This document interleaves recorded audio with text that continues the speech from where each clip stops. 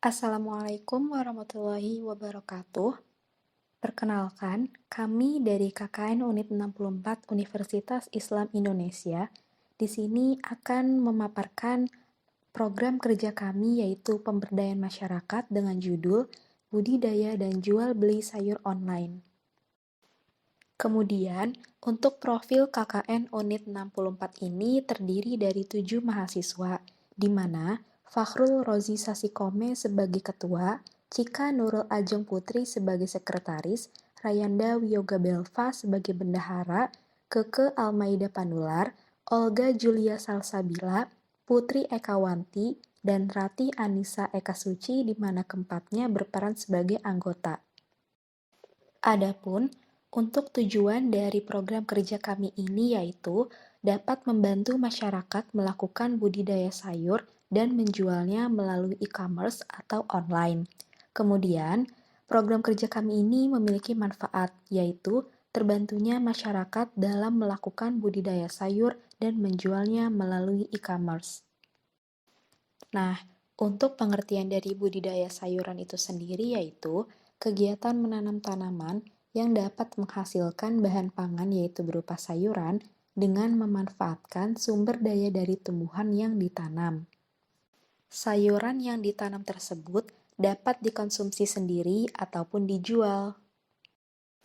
Lalu, untuk budidaya sayuran ini memiliki beberapa manfaat, di mana diantaranya itu dapat memperoleh keuntungan dari segi ekonomi maupun dari segi konsumsi sebagai makanan. Jadi, seperti yang sudah dijelaskan sebelumnya, bahwa sayuran yang ditanam tersebut dapat dikonsumsi sendiri maupun dijual ke orang lain.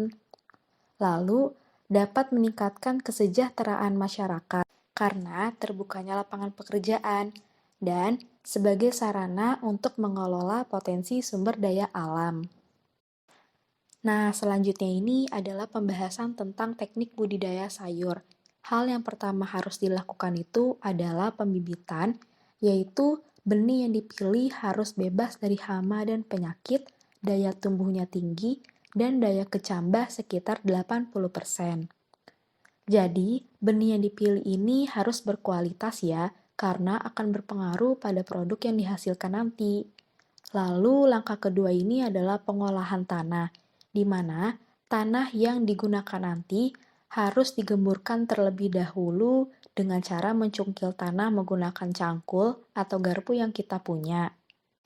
Kemudian, tanah tersebut diberi perlakuan sesuai dengan syarat tumbuh tanaman yang kita tanam, seperti disesuaikan pH-nya atau kadar airnya. Nah, yang ketiga ini adalah penanaman, di mana jarak tanam tiap bibit yang ditanam itu harus diperhatikan supaya mendapatkan ruang tumbuh yang seragam dan mudah disiangi. Lalu, yang keempat adalah perawatan, di mana hal yang penting itu adalah pengairan, pemangkasan, dan pemupukan. Pengairan dilakukan secara teratur dan mencukupi kebutuhan sesuai jenis sayuran yang ditanam. Lalu pada pemangkasan ini untuk menstimulasi tanaman sayuran supaya tetap produktif dan mengendalikan kemungkinan hama atau penyakit yang dapat menyerang tanaman. Lalu pada pemupukan ini harus dilakukan secara berkala sesuai jangka waktu serta dosis tertentu dari tanaman yang kita tanam. Kemudian, tahapan kelima yaitu panen dan pasca panen, sangat penting bagi kita untuk mengetahui masa panen dari tanaman yang kita tanam. Karena setiap tanaman tersebut memiliki masa panen yang berbeda-beda. Setelah dipanen, sayuran diperlakukan dengan tepat untuk mencegah kebusukan, seperti digolongkan sesuai jenisnya dan disimpan sesuai kelembapannya. Selanjutnya adalah pembahasan tentang e-commerce. Jadi, e-commerce ini merupakan singkatan dari electronic commerce. Nah, untuk pengertiannya itu adalah proses pembelian maupun penjualan produk secara elektronik. Di masa pandemi ini, banyak masyarakat yang mengurangi aktivitasnya di luar rumah. Dan juga banyak yang melakukan transaksi jual beli secara online. Untuk manfaat dari e-commerce ini yaitu mempermudah pemasaran dan promosi barang atau jasa, dan juga mempermudah proses penjualan dan pembelian karena tidak harus bertatap muka secara langsung. Nah, di sini kami akan menjelaskan bagaimana melakukan penjualan suatu produk secara online. Produk yang dijual ini adalah sayuran hasil dari budidaya sayur yang dapat kita lakukan sendiri. Langkah-langkahnya yaitu membuat akun jual beli sayur online seperti Facebook, Instagram, ataupun WhatsApp. Kemudian, membangun relasi di media sosial supaya banyak orang-orang yang dapat mengenali produk kita. Kemudian, membagikan konten produk yang menarik dan jangan lupa untuk mencantumkan harga. Lalu, dapat berinteraksi dengan customer. Kemudian, melakukan branding dan sounding di akun pribadi maupun dari bantuan influencer untuk mempromosikan produk yang kita punya. Lalu, fokus terhadap beberapa media sosial saja supaya penjualan lebih efektif. Jika ada customer yang membeli, pastikan kita mengirim produk sayur tersebut secara cepat supaya sayur tetap fresh. Dan pastikan stok sayur yang dijual itu tersedia. Berikut ini merupakan cabai hijau, daun bawang, dan juga jeruk nipis yang sudah dipanen sehingga siap untuk dipasarkan.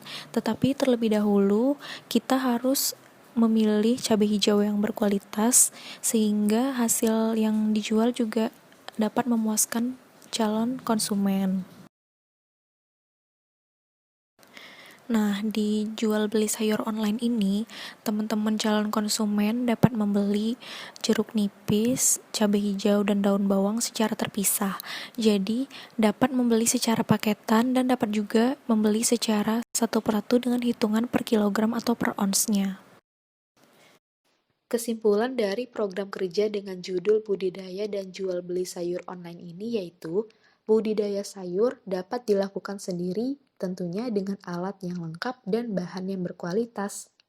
Produk yang dihasilkan tersebut nantinya akan dapat dijual secara online dan dapat membantu masyarakat untuk meningkatkan perekonomian di tengah pandemi COVID-19 ini.